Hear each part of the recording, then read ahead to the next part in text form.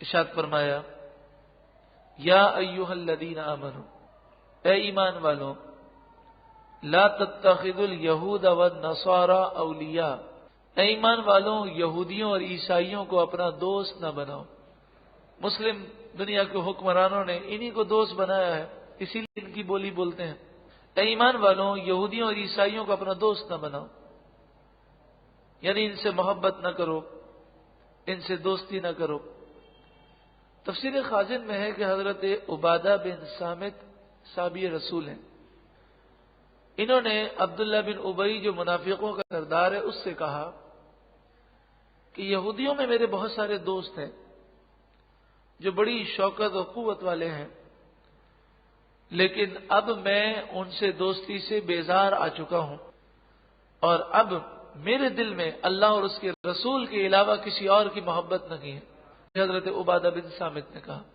تو عبداللہ بن ابی نے، یہ اس کی عادت تھی کہ جب بھی بات کرتا آگے پیچھے دیکھتا کوئی سننے والا تو نہیں، پھر وہ بات کہتا، پھر اگر یہ بات کسی کو کہی جاتی تو یہ مکر جاتا اور کہتا میں نے تو یہ کہی نہیں، اس کو کہو گواہ پیش کرے، اور کوئی گواہ ہوتا نہیں۔ تو چونکہ حضرت عبادہ بن صامت اکیلے تھے تو عبداللہ بن ابی نے کہا میں تو یہودیوں کی دوستی نہیں چھوڑ سکتا، کیونکہ مجھے نہیں پتا کہ آگے کیا ہونے والا ہے، تو ان سے تعلقات رکھنا بہت ضروری ہے، کبھی بھی یہ کام آ سکتے ہیں۔ نبی اکرم صلی اللہ علیہ وآلہ وسلم نے، آپ نے عبداللہ بن ابی سے پھر یہ کہا کہ یہودیوں سے دوستی کرنا یہ تیرا ہی کام ہے، اور عبادہ بن صامت جو ہے وہ ایسا کام نہیں کر سکتے، کیونکہ ان کے دل میں ایمان نقش کر چکا ہے۔ اس پر یہ آیت کریمہ نازل ہوئی تو فرمایا گیا اے ایمان والوں یہودیوں اور عیسائیوں کو اپنا دوست نہ بناؤ۔ ظاہری تعلقات ضرورتاً رکھنا اور چیز ہے، لیکن دوستی کرنا، محبت رکھنا، ان سے مروب ہونا، ان کی بولی بولنا، انہیں خوش کرنے کے لیے باتیں کرنا، یہ سب حرام ہے۔ بعضهم اولیاء بعض، یہ آپس میں ایک دوسرے کے دوست ہیں، یعنی قرآن نے واضح کہہ دیا کہ ان کی آپس میں کتنی بھی دشمنیاں ہوں، مسلمانوں کے خلاف یہ ایک دوسرے کے دوست ہیں، اور مسلمانوں کے خلاف ان کا معاملہ ہے الکفر ملۃ واحدہ، تمام کفار ایک ہی گروہ ہیں اسلام کے خلاف۔ وَمَن يَتَوَلَّهُم مِّنكُمْ فَإِنَّهُ مِنْهُمْ، اور جو کوئی ان سے دوستی کرے گا پس بے شک وہ انہی میں سے ہو جائے گا، وہ انہی میں سے ہو جائے گا۔ اس کے ایک معنی یہ ہے کہ جب یہودیوں، عیسائیوں یا بدعقیدہ لوگوں سے دوستی ہوگی تو آہستہ آہستہ انسان کے عقائد خراب ہو جائیں گے، چونکہ رسول اللہ نے فرمایا آدمی دوست کے دین پر ہوتا ہے، تو ان کے ساتھ اٹھنا بیٹھنا ہوگا، ان سے دوستی ہوگی تو صحبت کا اثر ضرور پڑے گا۔ وَمَن يَتَوَلَّهُم مِّنكُمْ فَإِنَّهُ مِنْهُمْ، جو ان سے دوستی کرے گا تم میں سے پس بے شک وہ انہی میں سے ہے، انہی میں سے ہو جائے گا یا انہی میں سے ہے۔ یا پھر اس کے معنی یہ بیان کیے گئے کہ گو کہ یہ ہے مومن، لیکن جب کافروں کے ساتھ بیٹھ گیا تو آپ کو معلوم ہے ہیروئنچیوں کے ساتھ جو بیٹھے گا اسے دنیا کیا سمجھے گی؟ ہیروئنچی۔ اور اگر کبھی چھاپا پڑا تو اسے گرفتار کیا جائے گا۔ تو اسی طرح جو بدعقیدہ لوگوں سے، بد مذہب سے، کافروں سے دوستی رکھے گا اور اللہ کا غضب نازل ہوا تو وہ بھی اس میں گرفتار ضرور ہوگا۔ ان اللہ لا یہدی القوم الظالمین، بے شک اللہ ظالم قوم کو ہدایت نہیں دیتا۔ اس سے معلوم ہوا کہ کافروں سے دوستی کرنا یہ اپنی جانوں پر ظلم کرنا ہے۔ لوگ کہتے ہیں جناب اس کا دین اس کے ساتھ ہے، ہماری تو صرف دوستی ہے۔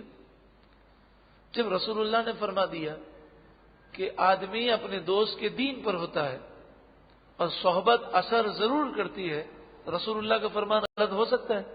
نہیں ہو سکتا۔ تو لہذا ہمیں اپنی اصلاح کرنی ہے اور دوست ایسے کو بنائے کہ جسے دیکھ کر خدا یاد آ جائے، جو عاشق رسول ہو، جو عشق رسول میں ڈوبا ہوا ہو، انہیں دوست بنائے۔ اگر ہمارے دل میں عشق رسول نہیں ہوگا تو اس دوستی کی برکت سے انشاءاللہ عشق رسول نصیب ہو جائے گا۔ حضرت ابو موسیٰ اشعری آپ بصرہ میں تھے اور بصرہ کے گورنر تھے۔ مسئلہ یہ تھا کہ آپ کو اپنے سرکاری جو کاغذات تھے وہ کاغذات لکھوانے کے لیے کوئی اچھا کاتب چاہیے تھا، تو آپ کو ایک عیسائی کاتب ملا جو بڑا کام بھی صحیح کرتا تھا اور لکھتا بھی بہت اچھا تھا۔ حضرت عمر رضی اللہ تعالیٰ عنہ کو علم ہوا۔ حضرت عمر رضی اللہ تعالیٰ عنہ ان معاملات میں بڑے سخت تھے، تو آپ نے حضرت ابو موسیٰ اشعری سے کہا کہ تمہارا عیسائی سے کیا تعلق؟ کیا تم نے یہ آیت نہیں پڑھی؟ یا ایھا الذین آمنوا لا تتخذوا اليہود والنصارى اولیاء، اے ایمان والوں، یہودیوں اور عیسائیوں کو اپنا دوست نہ بناؤ، اپنا رازدار نہ بناؤ۔ تو جب یہ سارے کاغذات لکھے گا تو بہت سارے راز وہ جان لے گا اور کبھی بھی وہ اپنی دشمنی دکھا سکتا ہے۔ تو انہوں نے کہا کہ حضرت اس کا دین اس کے ساتھ ہے، مجھے کیا، مجھے تو اصل میں کتابت کی ضرورت ہے تو میں نے اسے رکھ لیا۔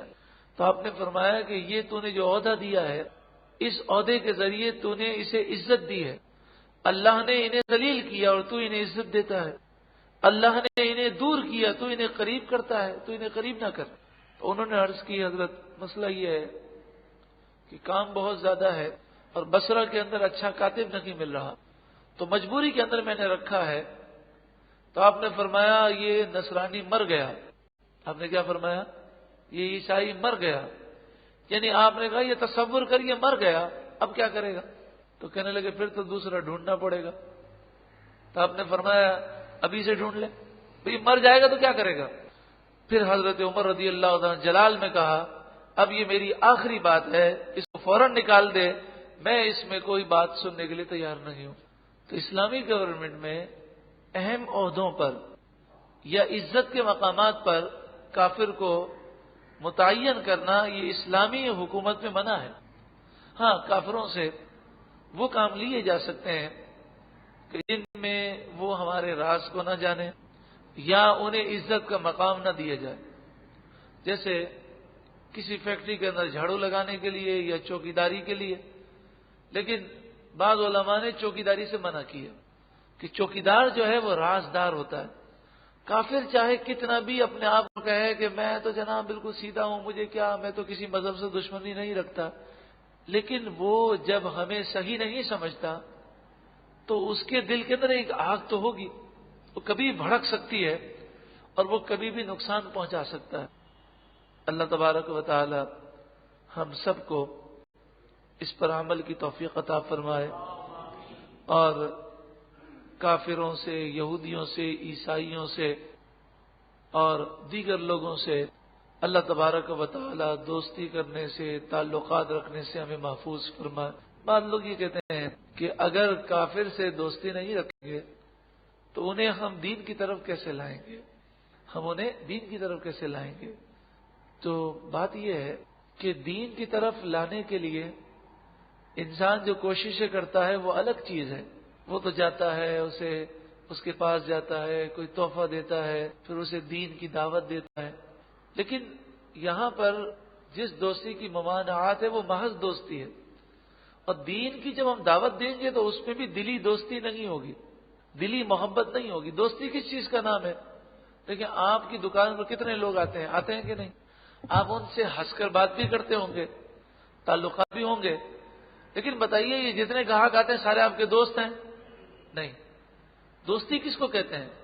اٹھنا بیٹھنا، کھانا پینا، محبت کے تعلقات، یہ سب منع ہے۔ ہاں، دین کی دعوت دینے کے لیے آپ ان کے پاس جا سکتے ہیں، انہیں دین کی دعوت دیں، مگر یہ بات یاد رکھیں کہ بحث کرنا یہ غیر عالم کے لیے حرام ہے۔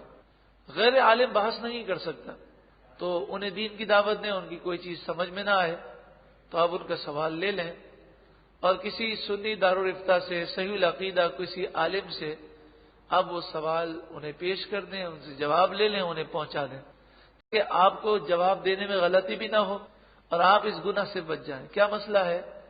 پھر اس مسئلے کو میں ریپیٹ کرتا ہوں، غیر عالم کے لیے بحث کرنا حرام ہے۔ اعلیٰ حضرت امام اہل سنت سے کسی نے پوچھا، غالباً یہ فتاوی رضویہ شریف کی 10ویں جلد میں یا 12ویں جلد میں ہے جو قدیم ہے، کہا کہ ایک شخص ہے جس کا نام زید ہے، یہ لوگوں سے مناظرے کرتا ہے، بدعقیدہ لوگوں کے پاس کتابیں لے کر جاتا ہے اور ان سے مناظرے کرتا ہے اور انہیں چیلنج کرتا ہے، اور کئی لوگوں کو اس نے اسلام کی دعوت بھی دی ہے اور کئی بدعقیدہ لوگوں کو صحیح عقیدے کی طرف رہنمائی کی ہے۔ لیکن وہ عالم دین نہیں ہے. تو اعلیٰ حضرت امام اہل سنت نے فرمایا حرام ہے، اشد حرام ہے، حرام ہے، حرام ہے، حرام ہے.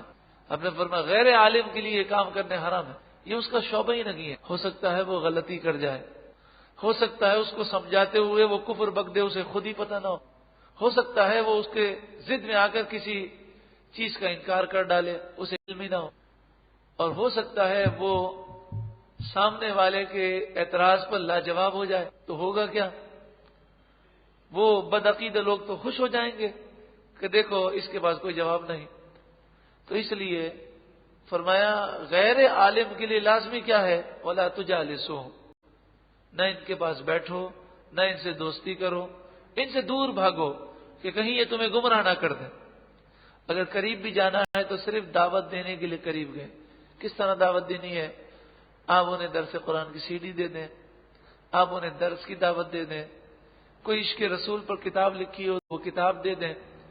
اگر وہ ایسا بدعقیدہ شخص ہو کہ جو عقائد وہ رکھتا ہو اس عقائد کے خلاف کوئی کتاب لکھی گئی ہو، مثلا وہ قادیانی ہے اور قادیانیوں کے خلاف کتاب لکھی گئی اور انہیں ان کے غلط عقائد سمجھائے گئے، تو آپ نے انہیں کتاب دے دی اور کہیے آپ کتاب پڑھیں، آپ کو فائدہ حاصل ہوگا. اب وہ کتاب پڑھے گا، پھر اس کے ذہن میں سوالات آئیں گے تو آپ کے مجھے سوال لکھ کے دے دیں.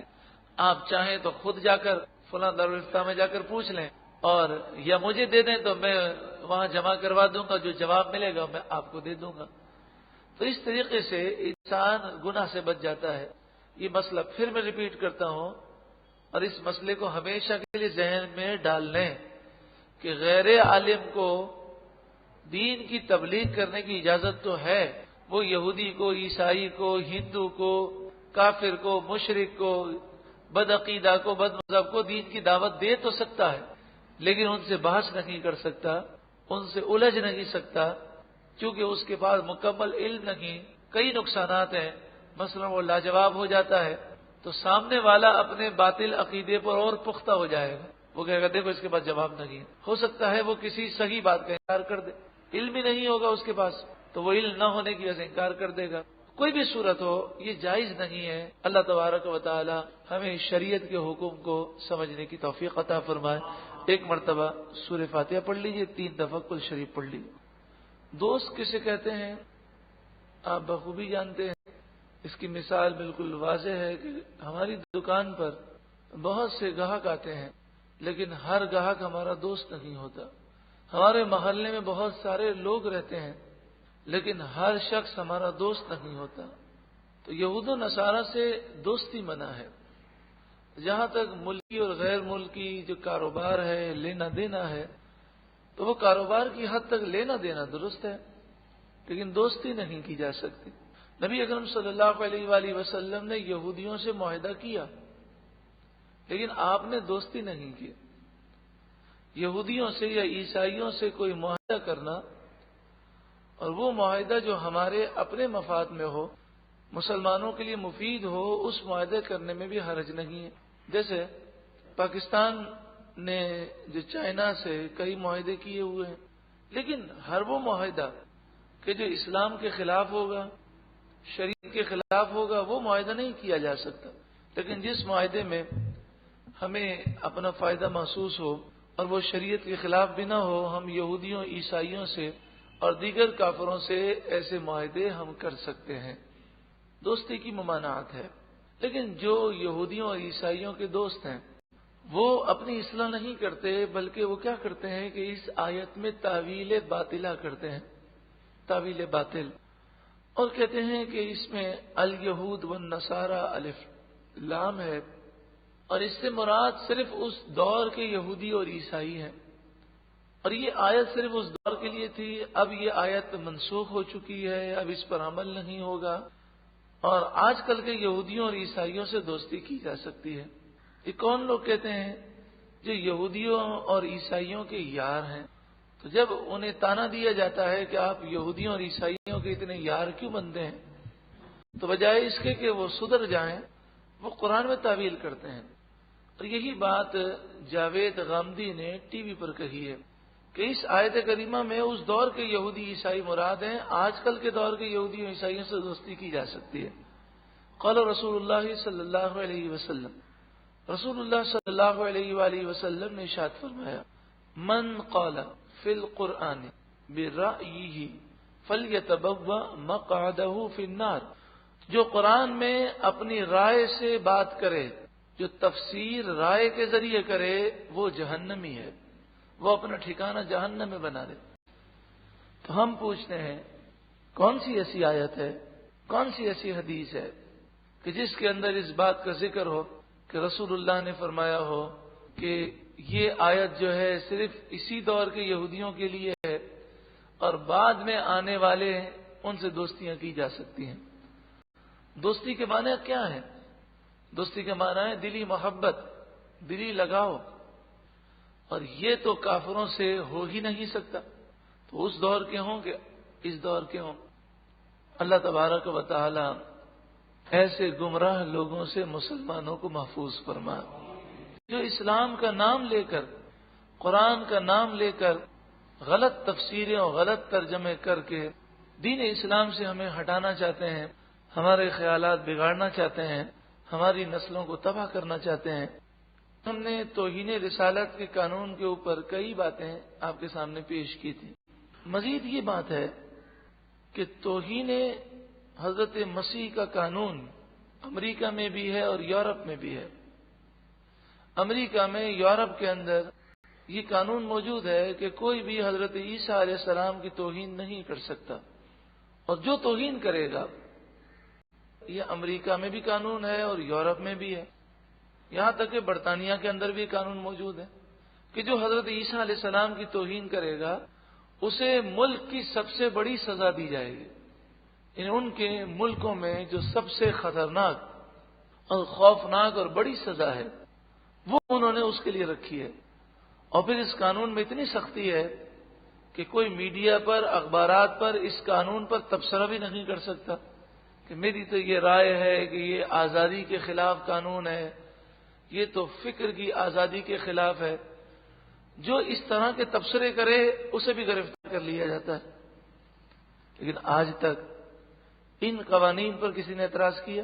کسی نے اعتراض نہیں کیا، بلکہ یہ جو ٹی وی پر نام نہاد اسکالر توہین رسالت کے قانون پر اعتراض کرتے ہیں، کبھی انہوں نے امریکی اور یورپی قانون پر کبھی کوئی اعتراض نہیں کیا۔ یہودیوں کا ایک مسئلہ ہے ہولوکاسٹ، اور یہ ایک من گھڑت وہ کہانی بناتے ہیں کہ جنگ عظیم کے دوران 60 لاکھ یہودی ذبح کیے گئے، قتل کیے گئے۔ تاریخی اعتبار سے یہ ایک حقیقت ہے کہ یہ سب جھوٹ ہے، یہودی مارے تو گئے لیکن ان کی تعداد 60 لاکھ یا 40 لاکھ نہیں تھی۔ پورے یورپ کے اندر یہ قانون ہے کہ کوئی تاریخ دان اس پر اعتراض نہیں کر سکتا، اور اس پر اگر وہ اعتراض کرے گا تو اسے جیل میں بھیج دیا جائے گا۔ اس پر نہ کسی ٹی وی پر تبصرہ کیا جا سکتا ہے، نہ کسی اخبار میں۔ تو وہاں تو کوئی نہیں کہتا کہ یہ فکر کی آزادی پر آپ تالے لگا رہے ہیں، جمہوریت ہونی چاہیے، جس کو جو کہنا ہے وہ کہے، وہاں تو کوئی نہیں کہتا۔ صرف توہین رسالت کے قانون کے اوپر یہ شور کیوں مچایا جاتا ہے؟ اس لیے کہ وہ یہ چاہتے ہیں کہ کھل کر رسول اللہ کی گستاخی ہو، اور توہین رسالت کا جو قانون ہے وہ گستاخی جو ہے کرنے نہیں دیتا۔ جہاں تک تعلق ہے اس خاتون کا تعلق کہ جس کے متعلق یہ مشہور ہے کہ اس نے رسول اللہ صلی اللہ علیہ وآلہ وسلم کو گندی گندی گالیاں دی ہیں چوک پر کھڑے ہو کر۔ اگر یہ بات سچی ہے تو اسے خاتون کہنا یہ خاتون کی توہین ہے۔ میں بلکہ ہوش و حواس میں اور بالکل ٹھنڈا رہ کر یہ بات کہہ رہا ہوں، جذبات میں نہیں کہہ رہا۔ اسے کتیا کہنا یہ کتیا کی توہین ہے۔ یہ کتیا اور بندریا سے بھی بدتر اور خبیث تر عورت ہے اگر اس نے ایسی گستاخی کی ہے۔ اگر نہیں کی تو پاکستان میں قانون موجود ہے، اسے اس وقت تک سزا نہیں دی جا سکتی، اس قانون میں یہ بات ہے، جب تک کہ تمام پاکستان کی کورٹس اور تمام جتنی وہ اعلیٰ عدالتیں کہلاتی ہیں وہ جب تک متفقہ طور پر اسے گستاخ نہ مان لیں اور جو لوگ گواہی دے رہے ہیں ان کے بارے میں جب تک کنفرم نہ ہو جائے کہ یہ سچی گواہی ہے اس وقت تک اسے سزا نہیں دی جا سکتی. لیکن اگر اس نے ایسا کیا ہے اور یہ بات سچی ہے تو پھر میں کہوں گا یہ کتیا سے بھی بدتر ہے. اور اس کے بارے میں نرم گوشہ رکھنا بھی کفر ہے. جو اس کے لیے رحم کی اپیلیں کرے گا یا ہمدرد جذبہ رکھے گا وہ کافر ہو جائے گا. کیونکہ رسول اللہ کے گستاخ کے لیے نرم گوشہ رکھنا بھی کفر ہے. ایمان اس کا برباد ہو جائے گا. کتیا سے بدتر کیوں ہے؟ اس لیے کہ کتا ہو یا کتیا ہو اسے ایک ٹکڑا آپ روٹی کا کھلا دیں تو ساری زندگی وہ وفاداری کرتا ہے اور کبھی وہ بھونکتا نہیں ہے مالک کے سامنے. لیکن یہ اس آقا کے خلاف بھونک رہی ہے کہ جس آقا نے عورتوں کو غلامی کی قید سے آزادی دلائی. جب میرے آقا تشریف لائے تو عورتوں کو جانور اور کیڑوں سے بدتر سمجھا جاتا تھا پوری دنیا کے اندر. ان عورتوں کو مقام و مرتبہ میرے آقا نے دیا. تو جس نے انہیں اس مقام پر پہنچایا اس ذات کے خلاف بکواس کرنا یہ تو جانوروں سے بدتر حرکت ہے. اور ہمارے دل میں اس کے لیے کوئی نرمی کا گوشہ نہیں ہے. بلکہ اگر یہ ہمارے سامنے کرتے اور ہم میں طاقت ہوتی تو واللہ ہم اسی گردن اڑا دیتے. اور یہی گستاخ رسول کی سزا ہے. اگر پاکستان میں یہ قانون ختم کیا جائے گا تو یہ مت سمجھیے گا کہ گستاخ رسول بچ سکے گا، بلکہ قانون کی وجہ سے بچنے کے امکانات ہیں کہ وہ کورٹ میں گیا اور ہو سکتا ہے کورٹ کے سامنے دلائل ایسے پیش نہ کیے جا سکیں. لیکن جس دن پاکستان سے یہ قانون ختم مطلب اگر یہ کوشش کامیاب ہوئی اور اللہ نہ کرے ایسا ہوا تو پھر لوگ خود قانون ہاتھ میں لیں گے. اور پھر کئی غازی علم الدین شہید، غازی عبد القیوم شہید اور امیر چیمہ جیسے پیدا ہوں گے.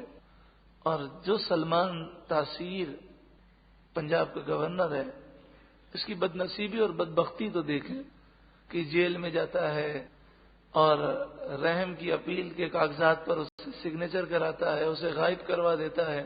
سنا ہے کہ اسے آزاد کروا دیا اور وہ اپیل کرتا ہے صدر سے کہ رحم کیا جائے. کیوں؟ عیسائیوں کے پوپ نے یہ بات کہی ہے اس سے. تو اللہ اور اس کے رسول کے حکم کے سامنے اس مردود پوپ کی کیا بات ماننی؟ امریکہ کی صدر کی طرف سے پریشر ہے. کیا امریکی صدر کی حیثیت ہے اللہ اور اس کے رسول کے حکم کے سامنے؟ تو بدبختی اس کی یہ ہے کہ یہ سلمان تاثیر جو پنجاب کا گورنر ہے اس کے جو والد ہیں وہ عظیم شخصیت ہیں. بدبختی دیکھیں کہ اس کے والد جو ہیں عظیم شخصیت ہیں اور یوں سمجھیے کہ زندہ کے گھر پر مردہ پیدا ہوا ہے. کہ غازی علم الدین شہید جنہوں نے گستاخ رسول کو قتل کیا تھا ان کے نماز جنازہ میں گورنر پنجاب کے والد پیش رہے اور جنازے کی جو ڈولی تھی وہ انہوں نے خود تیار کی تھی اپنے ہاتھوں سے. یہ سعادت باپ کو ملی اور بیٹا کیسی خباثت کر رہا ہے. اللہ تبارک و تعالی ہماری اولاد میں ہماری نسلوں میں کوئی گستاخ رسول پیدا نہ کرے. اللہ تعالی ہمیں بھی ہماری اولاد کو بھی ہماری نسلوں کو بھی عاشق رسول بنائے. نرمی، تحمل، برداشت اپنی جگہ ہے لیکن جو رسول اللہ کا گستاخ ہے اس کے لیے نرم گوشہ ہونا یہ ایمان کے لیے زہر قاتل ہے. تو یہ سب ریال یا پاؤنڈ یا ڈالر یہ سب یہیں رہ جائیں گے. یہ جتنے گورنر ہیں یہ وزراء ہیں یہ تو حکومت کی خاطر، عہدوں کی خاطر یا دولت کی خاطر یہ کر رہے ہیں. لیکن عوام بلا وجہ اپنا ایمان برباد کر رہی. وہ تو دنیا کی دولت کی خاطر ایمان برباد کر رہے ہیں اور عوام دین سے دور ہے. ٹی وی پہ بیٹھی ہے اس عورت کو دکھایا جاتا ہے اس کے چھوٹے چھوٹے بچے رو رہے ہیں. اوہو بڑا ظلم ہو رہا ہے، نہیں ہونا چاہیے، یہ قانون کالا قانون ہے، وحشیانہ سزا ہے. اور یہ بکواس کر کے وہ بیچارے اپنا ایمان برباد کر رہے ہیں. کیا لینا دینا ایک گستاخ رسول سے؟ تو اس طرح کی گفتگو آپس میں کر کے اور ٹی وی کے تبصروں سن کے، ہم تو سب کی سنتے ہیں، کرتے وہ ہیں جو ہمارا دل چاہتا ہے. تو جب سب کی سنتے ہیں تو علم تو ہے نہیں. تو اس لیے سب کی سن کر گمراہ ہوتے ہیں، اور پھر ایمان جب برباد ہو جاتا ہے اور پھر علم بھی نہیں ہوتا کہ میرا ایمان برباد ہو گیا، پھر انسان گناہ کرتا رہتا ہے، یعنی یوں سمجھے وہ نیکیاں بھی کرے گا تو نیکیاں تو قبول ہونی نہیں ہیں، اسی حال میں مر جائے گا، کفر پر خاتمہ ہے۔ اللہ تعالی ہم سب کے ایمان کی حفاظت فرمائے۔ آپ سے گزارش ہے کہ آپ یہ سی ڈی کیسٹ ہو سکے تو اسے بہت عام کریں، ناقابل تلافی نقصان، ناقابل تلافی نقصان، ایسا نقصان کہ جس کی تلافی ممکن نہیں ہے، وہ ہے کفر پر خاتمہ، ایمان کی حفاظت کی فکر۔ بولنے سے پہلے انسان 100 مرتبہ سوچ لے کہ دین کے معاملات میں بول رہا ہوں کہیں یہ کفر تو نہیں ہے۔ تو یہ کیسٹ، یہ سی ڈی خوف پیدا کر دے گی اور ہر ایک کو اپنے ایمان کی فکر ہوگی۔ تو ایسے لوگ جو دین سے دور ہیں، کم از کم یہ کیسٹ تو ضرور سنائیں، کیونکہ انسان کتنا بھی گناہ گار ہو، کتنا بھی سیاکار ہو، اگر خاتمہ ایمان پر ہوا تو ایک نہ ایک دن وہ بالآخر جنت میں ضرور جائے گا، لیکن اگر خاتمہ ہی کفر پر ہوا تو ہمیشہ ہمیشہ جہنم میں جلنا ہے۔ یا مقلب القلوب ثبت قلوبنا علی دینک، یا مقلب القلوب ثبت قلوبنا علی دینک، یا مقلب القلوب ثبت قلوبنا علی دینک۔ آگے ارشاد فرمایا فَتَرَى الَّذِينَ فِي قُلُوبِهِم مَرَضٌ، پس آپ دیکھیں گے ان لوگوں کو کہ جن کے دلوں میں نفاق کی بیماری ہے، یسارعون فیہم، وہ یہودیوں اور عیسائیوں سے دوستی کرنے کی کوشش کرتے ہیں۔ قرآن کیا صرف رسول اللہ کے دور ہی کے لیے نازل ہوا تھا یا قیامت تک رہنمائی ہے؟ تو قرآن بیان کر رہا ہے کہ جن کے دلوں میں مرض ہے نا، وہ یہودیوں اور عیسائیوں سے دوستی کی طرف دوڑتے ہیں۔ اور کیوں دوڑتے ہیں؟ ایک ہی خیال ہوتا ہے کہ یہ کام آئیں گے، عہدہ بچ جائے گا۔ نہ تو امریکہ نے پہلے اپنے ماننے والوں کے عہدے وہ بچا سکا ہے، نہ اب بچا سکے گا۔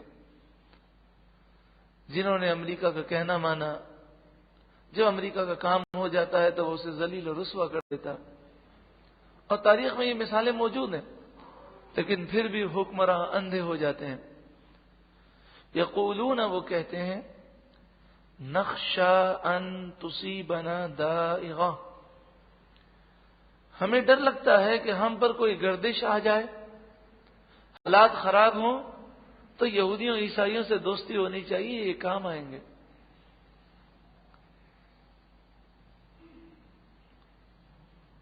پاکستان نے ہر موقع پر آنکھیں بند کر کے امریکہ کی حمایت کی۔ 1971 میں بحری بیڑا آ رہا ہے، وہ کوئی نہیں آیا اور پاکستان کے 2 ٹکڑے ہو گئے۔ تو کبھی بھی دشمنان اسلام، چاہے وہ دشمنان اسلام ظاہر ہو یا پوشیدہ ہو، وہ کبھی بھی ہمارے فیور کے اندر نہیں ہوتا۔ اگر وہ کچھ ہم سے دوستی بھی کرتا ہے تو صرف اپنے مفاد میں۔ امریکہ کو افغانستان میں ضرورت ہے ہماری، انڈیا کے لیے ممکن نہیں کہ وہ افغانستان میں امریکیوں کا ساتھ دے سکے، تو اس لیے ان کی مجبوری ہے۔ آپ دیکھیں جیسے ان کی مجبوری ختم ہو جاتی ہے، وہ کیا سلوک کرتے ہیں پاکستانیوں کے ساتھ، وہ دنیا دیکھ لے گی، اور ہمیشہ انہوں نے دھوکہ دیا ہے۔ تو ہم شریعت کو دیکھیں، کوئی ایسا معاہدہ نہ کریں جو شریعت کے خلاف ہو۔ بتائیے کیا شریعت اس بات کی اجازت دیتی ہے کہ برابر میں اسلامی ملک ہو، وہاں پر دشمن فوج قابض ہو اور وہ آپ کے ملک سے گزر کر جاتی ہو، ان کے ہوائی جہاز آپ کے اڈوں سے اڑتے ہوں، ان کے لیے تیل، اسلحہ اور ساری چیزیں آپ سپلائی کرتے ہوں. کیوں؟ اس لیے کہ افغانستان میں کوئی سمندر نہیں ہے، کوئی بندرگاہ نہیں ہے، تو آپ کی بندرگاہیں پر امریکی اسلحہ آتا ہے اور پھر اس اسلحے کو لے کر وہ ٹرک جو ہیں وہ افغانستان میں جاتے ہیں اور اس اسلحے سے وہ بے گناہ مسلمانوں کو قتل کرتے ہیں. تو بتائیے کیا اسلام اس کی اجازت دیتا ہے؟ اگر یہ عذر پیش کیا جائے کہ ہم منع کریں گے تو یہ ہمیں ماریں گے، تو بتائیے اگر کوئی ڈاکو آپ سے کہے کہ میں تجھے مار دوں گا تو کیا آپ اس کے کہنے پر مسلمانوں کو قتل کر سکتے ہیں؟ شریعت اس کی اجازت دیتی ہے. شریعت نے کہا ہے اپنی جان قربان کر دو، لیکن مسلمان کو تم قتل نہیں کروا سکتے، نہ اس میں تعاون کر سکتے ہیں. تو جب سے پاکستان کی حکومت نے یہ کیا، نحوست ہے، دہشت گردی، نحوست، بے برکتی، مہنگائی، یہ ساری نحوستیں کیوں ہیں؟ کہ ہمارے ہاتھوں مسلمان بھائیوں کا خون کیا جا رہا. اسی طرح عراق کے اندر کیا ہے؟ سعودی گورنمنٹ اور کویت کی گورنمنٹ اگر اپنی سرزمین نہ دیتی امریکی فوج کو اور اپنے سمندر کی حدود نہ دیتی تو کبھی بھی امریکہ کی طاقت نہیں تھی کہ وہ عراق پر حملہ کر سکے. تو اب رونا دھونا تو اپنی جگہ ہے، لیکن سعودی گورنمنٹ بھی اس گناہ میں شریک ہے اور کویت کی گورنمنٹ بھی اس گناہ میں شریک ہے. اب وہ شور مچاتے ہیں، افسوس کرتے ہیں جناب 15 لاکھ چھوٹے چھوٹے بچے مار دیے گئے، عورتوں کو قتل کیا گیا. تو یہ 15 لاکھ مسلمانوں کے، بلکہ اب تو 60 لاکھ تعداد ہو گئی.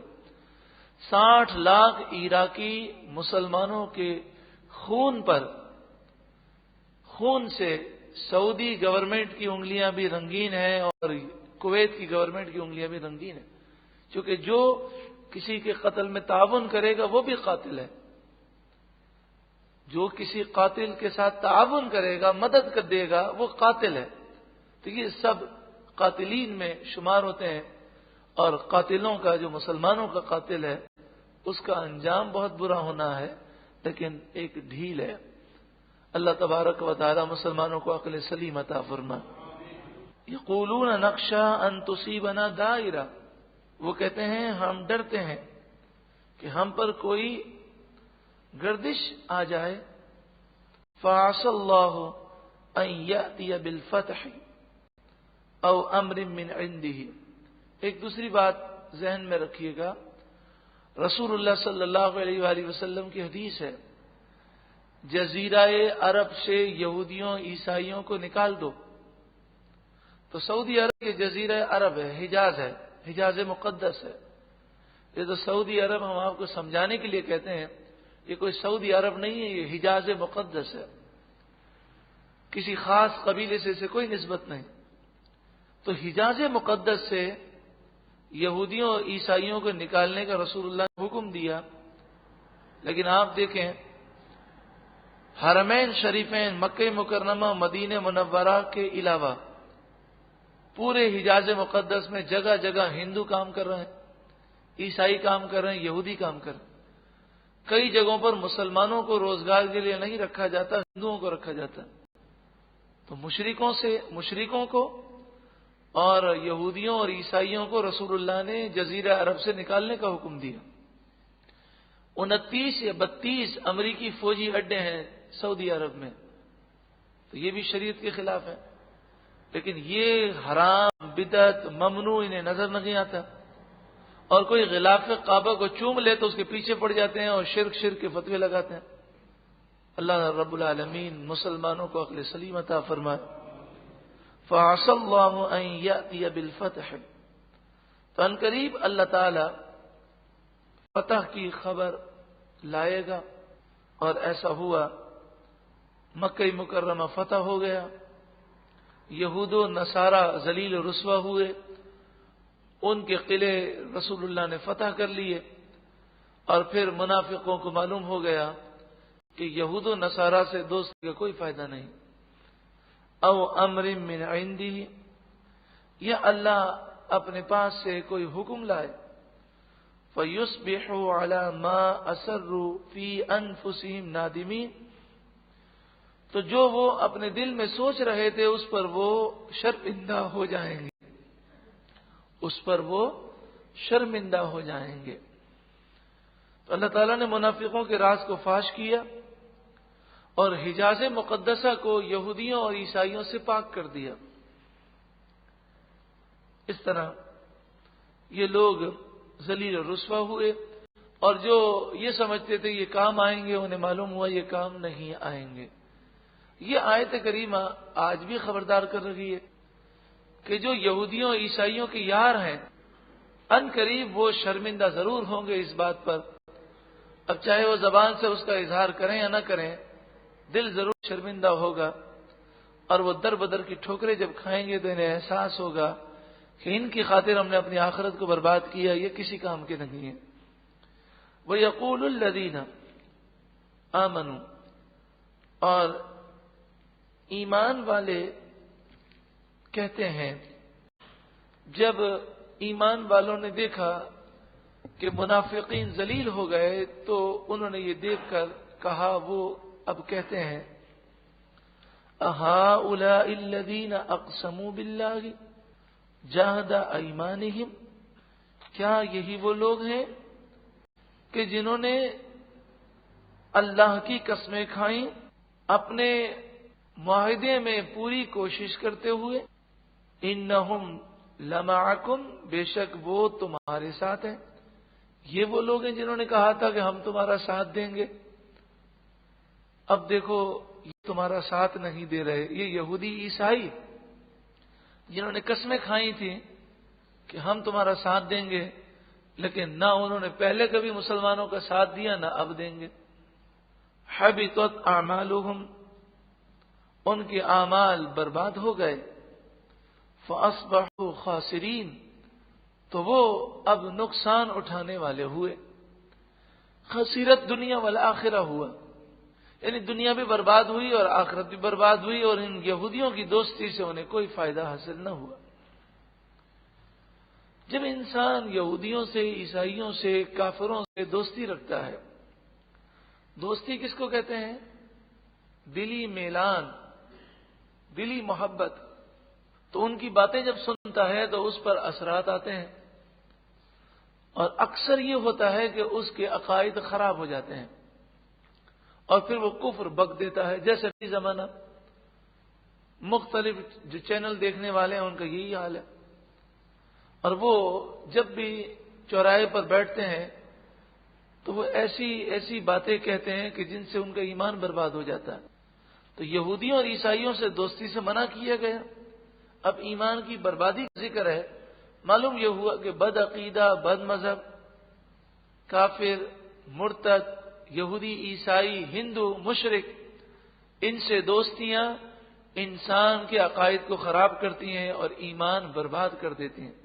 یا ایھا الذین آمنوا، اے ایمان والو، من یرتد منکم عن دینہ، تم میں سے جو کوئی اپنے دین سے پھر جائے۔ اس آیت کریمہ میں خبر ہے کہ کچھ لوگ پھریں گے، اور بہت سے لوگ ایسے تھے کہ جو اسلام لائے پھر مرتد ہو گئے۔ فسوف یأتی اللہ بقوم، تو ان قریب اللہ ایسی قوم لے آئے گا، یحبہم ویحبونہ، وہ اللہ ان سے پیار کرے گا اور وہ اللہ سے پیار کریں گے۔ وہ اللہ کے پیارے ہوں گے اور اللہ ان کا پیارا، وہ اللہ سے محبت کریں گے اور اللہ ان سے محبت کرے گا۔ ان کی صفات کیا ہیں؟ اذلۃ علی المؤمنین، مومنوں پر وہ نرم ہوں گے، مومن کی سختیاں، تکلیفیں وہ برداشت کریں گے، اس معاملے میں وہ درگزر کرنے والے، نرمی کرنے والے ہوں گے۔ اعزۃ علی الکافرین، کافروں پر سخت ہوں گے، کافروں پر وہ کیا ہوں گے؟ سخت ہوں گے۔ اب یہ قرآن کس پہ نازل ہوا؟ رسول اللہ پر۔ تو یہ جو مثال پیش کی جاتی ہے کہ میرے آقا نے تو کافروں کے لیے چادر بچھا دی، تو یہ بھی سیرت کا حصہ ہے اور یہ بھی قرآن کی آیت ہے اعزۃ علی الکافرین، کافروں پر سخت ہے۔ تو میرے محبوب نے چادر اس کے لیے بچھائی کہ جس کے لیے آپ نے وحی کے ذریعے یہ جانا کہ اس کے سامنے یہ سلوک کیا جائے گا تو اس کے دل میں اسلام کی محبت پیدا ہوگی، اور صرف اسلام کی محبت دل میں ڈالنے کے لیے آپ نے ایسا کیا۔ کوئی ذاتی دوستیاں یاریاں آپ نے نہیں لگائی، اور نہ ہی ان کی باتیں آپ نے غور سے سنی ہے، نہ ان سے توریت سنی ہے، نہ انجیل سنی ہے، نہ ان کی بکواسات سنی ہے، اور نہ ان کی ہاں میں ہاں ملائی ہے۔ تو مثال کس کی دے رہے ہیں؟ اس کی جو رحمت للعالمین ہے، وہ اللہ کے اذن سے ہر کام کرتے ہیں، اور خود اپنی دوستی کا حال تو دیکھیں کہ اگر یہ یہودی یا عیسائی مثلا امریکی صدر ہے، اس کے سامنے کا یہ حق بات کہہ سکتے ہیں کہ آپ ہمارے ملک پر جب چاہیں ڈرون حملے کر دیتے ہیں، بڑے ظالم لوگ ہیں آپ قاتل ہیں، آپ بے شرم ہیں، آپ بے حیا ہیں؟ کیا یہ بات یہ امریکی صدر کے سامنے کہہ سکتے ہیں؟ امریکی صدر کے سامنے تو کیا وہ کہیں گے، چھوٹا سا ان کا جو سفیر ہوتا ہے پاکستان میں، اس کے سامنے بھی ان کی جرت نہیں بول سکے، تو کیا رسول اللہ صلی اللہ علیہ وآلہ وسلم نے ایسا کبھی کیا؟ تو مثال کس چیز کی دے رہے؟ یہ تو ایسا ہی حال ہے کہ بعض عورتیں کہتی ہیں ارے چہرے کا پردے کا کہاں لکھا ہوا ہے؟ تو مجھے تو جب بھی کسی نے سوال کیا تو میں نے یہی سوال کیا کہ یہ بتائیے وہ عورت کے خود پردے کا حال کیا ہے؟ کیا صرف اس کا چہرہ کھلا ہوتا ہے باقی سب ڈھکا ہوا ہوتا ہے؟ کہ لگا نہیں مولانا صاحب وہ تو بالکل ہی فارغ ہے، بال بھی کھلے ہوئے ہیں، بازو بھی کھلے ہوئے ہیں، گلا بھی کھلا ہوا ہے، چست لباس ہے، آدھی ننگی نظر آتی ہے۔ تو بات کس کی کر رہی ہے؟ چہرے کے پردے کی۔ ارے تو چہرے کے پردے کی بات کر رہی ہے، چہرے کا پردہ ہے یا نہیں؟ تو باقی پردہ پہلے کر تو صحیح، سر سے لے کر پاؤں تک اپنے پورے جسم کو چھپا لے۔ اور جو احرام کی بات کرتی ہے تو احرام کے اندر تو چہرہ اگر کھولنے کی اجازت ہے تو اس پر میک اپ کرنے کی اجازت نہیں، اس پر بناؤ سنگار کرنے کی اجازت نہیں، اس پر زیور پہننے کی اجازت نہیں۔ تو چہرہ بالکل سادہ کر لے، اور پھر چہرہ اگر کھلا ہوا ہے صرف، تو پھر اب اس موضوع پر بات کریں تو ہم آپ کو دلائل دیں گے کہ چہرے کا پردہ بھی ثابت ہے اور یہ بھی ضروری ہے۔ لیکن بال کھلے ہوئے ہیں، بالکل بے پردہ ہے، اور بات کس پہ کری جی چہرے کا پردہ کہاں سے ثابت ہے؟ کیسی عجیب و غریب سوچ ہے۔ تو میرے آقا صلی اللہ علیہ وآلہ وسلم نے اگر کسی کافر کے لیے چادر بچھائی تو اس کے سامنے حق بات بھی کہی ہے، اور اسے آپ نے یہ بھی کہا ہے کہ تم جہنمی ہو، تم جہنم میں جانے والے کام کر رہے ہو، تم ظالم ہو، تم قاتل ہو، تم بے حیا ہو۔ انہیں آپ نے حق باتیں بھی سنائی ہیں۔ تو کیا ہم یہ جو مسلمانوں کے قاتل ہیں ان کے سامنے انہیں قاتل کہنے کی جرات رکھتے ہیں؟ تو ان کی تو محض ذاتیات کی دوستی ہے، اور دوستی کے معنی ہے دلی محبت، اور اس دوستی کے اندر اسلام کے خلاف اقدامات کرنا، اور یہ سب کر رہے ہیں اور پیش کرتے ہیں حضور صلی اللہ علیہ وسلم نے چادر بچھائی۔ تو وہ بھول گئے رسول اللہ نے تلوار بھی اٹھائی ہے اور جہاد بھی کیا ہے اور ان کے قلعوں کو فتح بھی کیا ہے، اور رسول اللہ صلی اللہ علیہ وآلہ وسلم نے انہیں جزیرہ عرب سے نکالا بھی ہے، انہیں مدینہ منورہ سے پکڑ پکڑ کر ایک ایک کو آپ نے جلا وطن بھی کیا ہے۔ وہ بھی تو رسول اللہ کی سیرت کا حصہ ہے۔ ایک چیز کو ماننا اور دوسری چیز کو نہ ماننا، یہ کہاں کی عقل مندی ہے؟ اعزۃ علی الکافرین، کافروں پر یہ کیا ہوں گے؟ سخت ہوں گے۔ اور یہاں الٹا حساب ہے، کافروں پر یہ نرم ہے، مومنوں پر سخت ہے۔ ساری لوڈ شیڈنگ کرنی ہے، مہنگائی دینی ہے، ٹیکس لگانا ہے تو سب ہم پہ لگانا۔ عالمی بینک ہو یا جتنے بھی ادارے ہوں، وہ جو کہتے جائیں آنکھیں بند کر کے مانتے ہیں۔ یجاہدون فی سبیل اللہ، وہ اللہ کی راہ میں جہاد کریں گے۔ ولا یخافون لومۃ لائم، بڑی بات ہے، بڑا مشکل کام ہے۔ ملامت کرنے والوں کی ملامت سے وہ کوئی اندیشہ نہیں رکھیں گے، کسی کی ملامت کی انہیں پرواہ نہیں ہوگی۔ یہ بڑا مشکل کام ہے، سب ملامت کر رہے ہوں اور آدمی صحیح کام بھی کر رہا ہو اور سب ملامت کریں نا تو صحیح کام آدمی چھوڑ دیتا۔ تو مومن کی صفات کیا بیان کی گئی؟ ولا یخافون لومۃ لائم۔ مجھے تو حیرت ہوتی ہے ان نادانوں پر بڑے بڑے بال رکھتے ہیں، پونی بناتے ہیں، سینہ کھولتے ہیں اور سونے کا لاکٹ زنجیر ڈالتے ہیں، ہاتھ میں کڑے پہنتے ہیں، کان میں بالیاں باندھتے ہیں اور اکڑ کے چل رہے ہوتے ہیں. سارے لوگ ہنس رہے ہوتے ہیں، پھر بھی انہیں کوئی شرم نہیں. اور یہاں کسی کو کہا جائے جناب داڑھی شریف رکھ لیں، رسول اللہ کی سنت ہے اور واجب ہے، جی شرم آتی ہے. لوگ یوں کہتے ہیں ارے اسے گناہ کرتے ہوئے، فیشن کرتے ہوئے شرم نہیں آتی اور تمہیں اپنے نبی کی سنت سے جاتے ہوئے شرم آتی ہے. عورتوں سے کہا جائے جی آپ پردہ کریں، جی ہمارے خاندان میں رواج نہیں ہے، شرم آتی ہے. تو اللہ تعالیٰ نے نیک بندوں کی صفات کیا بیان کی؟ وَلَا يَخَافُونَ لَوْمَةَ لَائِمٍ، وہ ملامت کرنے والے کی ملامت کی کوئی پرواہ نہیں کریں گے. اللہ تعالیٰ ہمیں بھی ایسا بنا دے. یہ کون لوگ ہیں جن پر یہ کرم ہوگا؟ ذَلِكَ فَضْلُ اللَّهِ يُؤْتِيهِ مَن يَشَاءُ، اللہ جس پر چاہتا ہے اپنا فضل اسے عطا فرماتا ہے. یہ اللہ کا فضل ہے. تو فضل کی نشانیاں کیا ہیں؟ انسان اللہ سے پیار کرے، مومنوں پر نرم ہو، کافروں پر سخت ہو، اللہ کی راہ میں جہاد کرے اور دین پر چلنے میں کسی کی ملامت کی پرواہ نہ کرے. یعنی بالفرض ساری دنیا اسے غلط کہے لیکن وہ سمجھتا ہے کہ میں رسول اللہ کی سنت اپنا رہا ہوں، شریعت ہے، تو وہ اس پر چلتا رہے اور کسی کی پرواہ نہ کرے. نبی اکرم صلی اللہ علیہ وآلہ وسلم نے ان لوگوں کے لیے بہت بڑا درجہ بیان کیا کہ جو فتنے کے زمانے میں ہوں گے اور وہ سنت کو زندہ کریں گے، شریعت پر عمل کریں گے. آپ نے فرمایا میری ایک سنت کو زندہ کرنے پر انہیں 100 شہیدوں کا ثواب دیا جائے گا. تو ملامت اور مخالفت کو برداشت کرنا آسان کام نہیں ہے. ایک شہید اپنی جان نچھاور کرتا ہے، ٹکڑے ٹکڑے ہو جاتا ہے، تو 100 شہیدوں کا ثواب کس کو ہے کہ جو فتنے کے زمانے میں فساد امت کے وقت رسول اللہ کی سنت کو زندہ کرے. تو اسے ملامت کا سامنا کرنا ہوگا، طنز و طعنوں کو برداشت کرنا ہوگا. واللہ واسع علیم، اور اللہ وسعت والا، علم والا ہے. یہودیوں عیسائیوں کو دوست نہ بنائے، کافروں کو دوست نہ بنائے، پھر کس کو بنائے دوست؟ کون ہمارے دوست ہیں؟ انما ولیکم اللہ، تمہارا دوست تو صرف اللہ ہے. ورسولہ، اور اس کے رسول ہیں.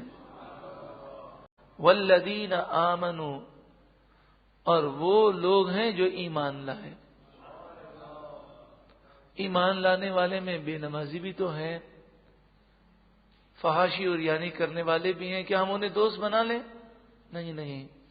الذین یقیمون الصلاۃ، ان ایمان والوں کو اپنا دوست بنانا وہ ایمان والے دوست ہیں جو نماز پابندی سے قائم کرنے والے ہیں.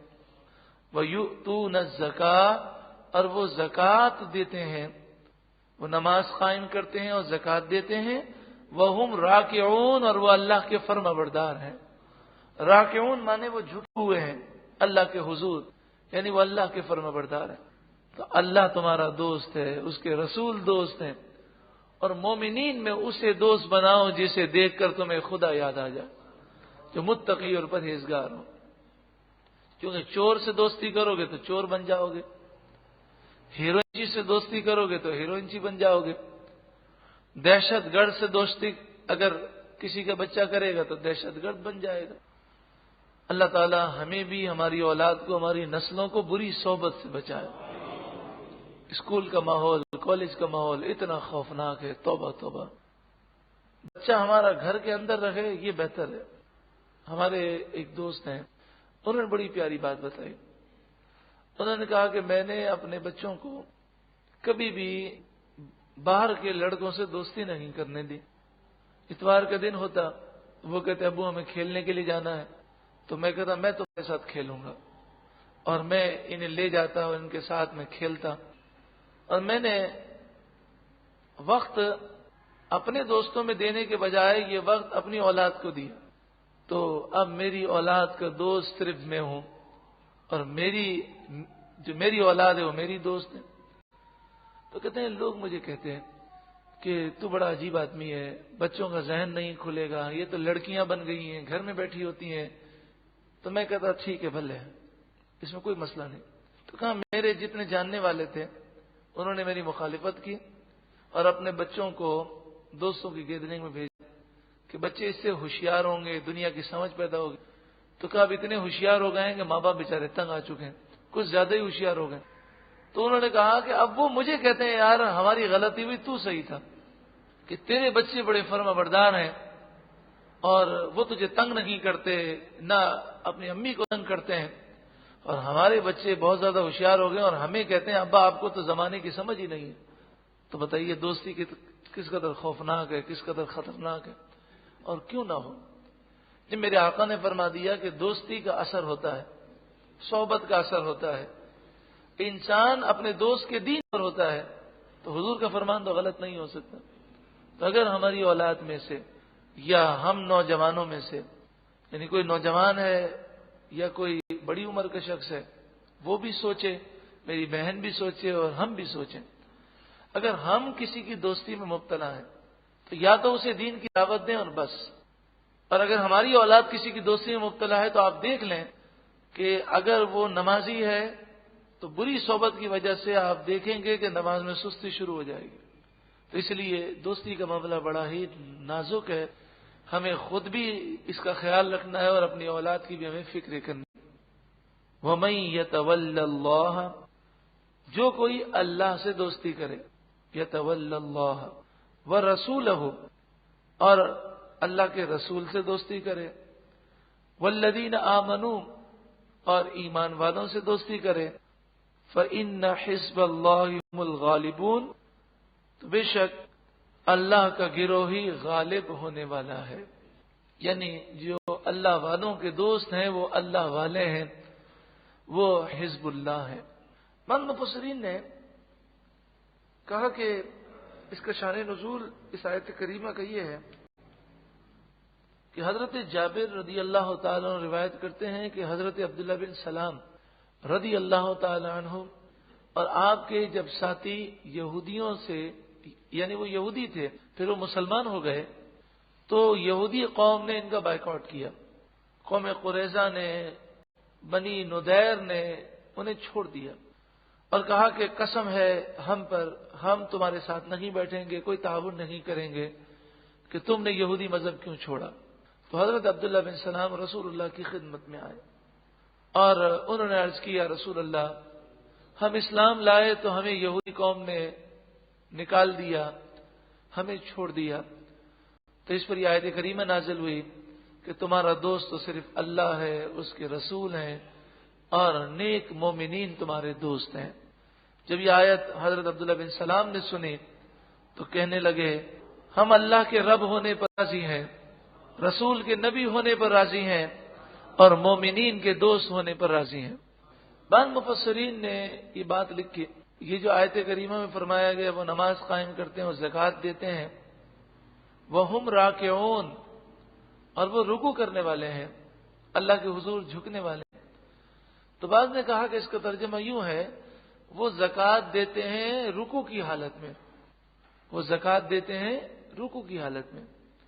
اور پھر انہوں نے ایک واقعہ بیان کیا، لیکن اس واقعے پر امام فخر الدین رازی علیہ رحمہ نے تفسیر کبیر میں اعتراضات کیے ہیں اور کہا ہے کہ یہ واقعہ، اس کی سند جو ہے بہت کمزور ہے اور یہ واقعہ صحیح نہیں ہے۔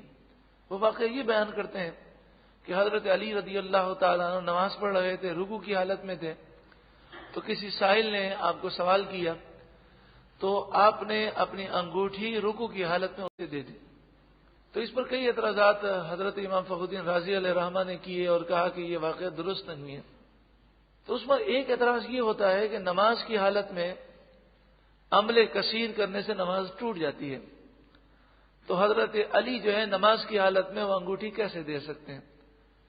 تو بعض لوگوں نے اس کا یہ جواب دیا کہ وہ انگوٹھی ڈھیلی ہوگی اور حضرت علی نے صرف ہاتھ وہ نیچے کیا ہوگا تو بغیر عمل کثیر کے وہ گر گئی ہوگی۔ لیکن امام فخر الدین رازی نے ایک جو اعتراض جو بزرگوں نے کیا اس پر ایک اعتراض بڑا ہی وہ ہے، یعنی یہ کہہ سکتے ہیں کہ انسان کی عقل حیران ہو جاتی ہے۔ وہ اعتراض یہ ہے کہ وہ کہتے ہیں حضرت علی نماز پڑھتے تھے تو یہ آپ کی کرامت تھی کہ آپ نماز پڑھتے تھے تو آپ کو دائیں بائیں آگے پیچھے کی کوئی خبر نہیں ہوتی تھی، اور آپ کی نماز میں اتنا خشوع و خضوع ہوتا تھا کہ ایک دن آپ کو تیر جو ہے چبھ گیا، تو تیر نکالا گیا تو وہ تیر تو نکل گیا، اس کا کنارہ، اس کی نوک جو ہے وہ اندر جو ہے چبھی رہ گئی، تو اسے نکالنے میں بڑی تکلیف ہوتی، تو کہا گیا کہ آپ کو بے ہوش کر کے یہ نکالا جائے گا، تو آپ نے فرمایا مجھے بے ہوش کرنے کی ضرورت نہیں ہے، جب میں نماز کی حالت میں ہوں تو نکال لینا۔ آپ کے پاؤں میں یہ لگا تھا، تو آپ نماز پڑھ کے سلام پھیر کے ان سے کہنے لگے کہ تم اچھا تیر نکالنے کے لیے آئے ہو؟ تو انہوں نے کہا حضرت ہم تو نکال بھی چکے ہیں۔ تو بات یہ ہے کہ جب وہ اتنا خشوع و خضوع سے نماز پڑھتے تھے، اور خشوع و خضوع کا یہ عالم تھا کہ وہ لوگ آئے اور آ کر انہوں نے تیر آپ کے پاؤں سے نکال لیا جس میں انسان کی چیخیں نکل جائیں، لیکن آپ سلام پھیر کر کہتے ہیں، یعنی ان کے آنے کی بھی حضرت علی رضی اللہ تعالیٰ عنہ کی توجہ ان کے آنے کی طرف بھی نہ ہوئی۔ تو پھر ایک سائل نے سوال کیا اور حضرت علی نے انگوٹھی اس طرح یوں کی ہوگی، ڈھیلی ہوگی، وہ گر گئی ہوگی اور سائل نے اٹھا لی ہوگی، اتنا عمل حضرت علی نماز میں کر نہیں سکتے جو ان کی نماز کا جو عالم تھا۔ تو اس لیے امام فخر الدین رازی اور دیگر بزرگوں نے کہا کہ یہ واقعہ جو ہے یہ ایک من گھڑت واقعہ ہے، واللہ تعالی عالم، اللہ کی زیادہ جاننے والا ہے۔